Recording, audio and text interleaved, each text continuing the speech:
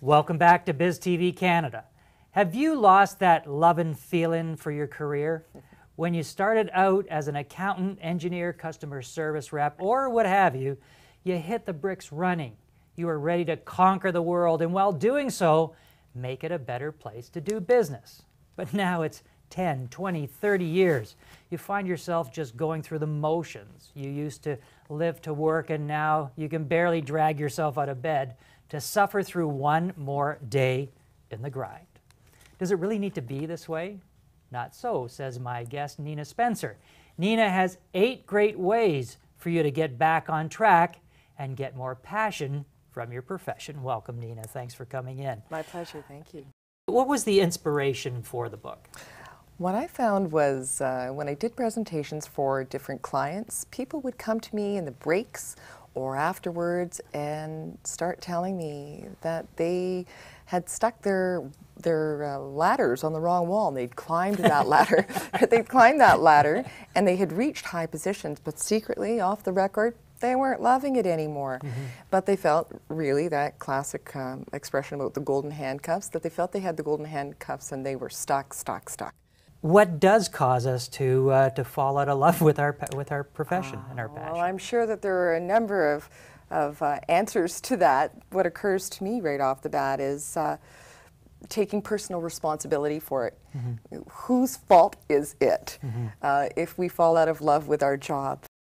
There are basically 4 choices, and it sounds like tough love, but it really is this way. Love it, leave it, change it, or stay and hate it, right?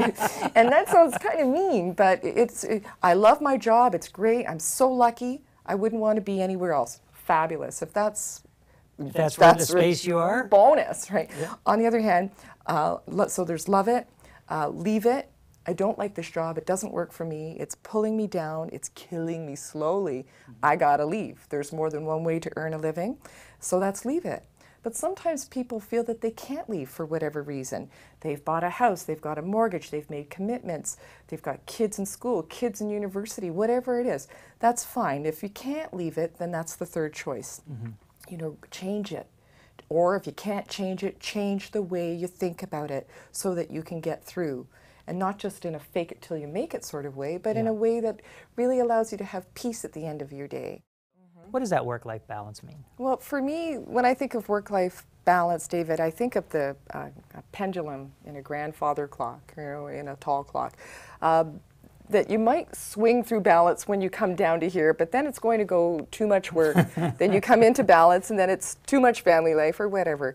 But it's about recognizing that work-life balance, I think when some people talk about it, it's a static moment. But the reality is life is very fluid. It's always changing. That little bit of being off kilter keeps you awake. You know, I'm thinking about yeah, sometimes all night. Keeps you awake and well, focus. I'm thinking about when you drive a car and you put it on auto drive, on cruise control. Yeah. Then you've got that beautiful fluid balance of movement as you drive along a highway. But you're not necessarily as engaged with driving when you do that. And it's the same thing in life. I think that if you're in too much balance, there's just not as much fun. You're not as attached, right? You have to create some excitement. Right? You got to have that foot on the pedal. In the book, you talk about some passionate points, and you have a number of them in the book. And one of the ones that you talk about is positive thinking.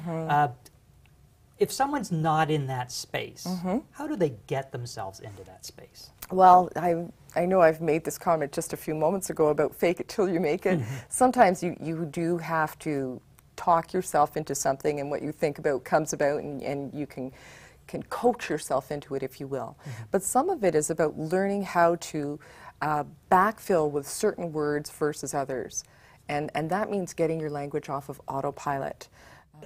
Nina, thank you so much for coming in and talking to us. The book is called Getting Passion Out of Your Profession by Nina Spencer. We'll be back with more BizTv Canada after a few short messages from our sponsors.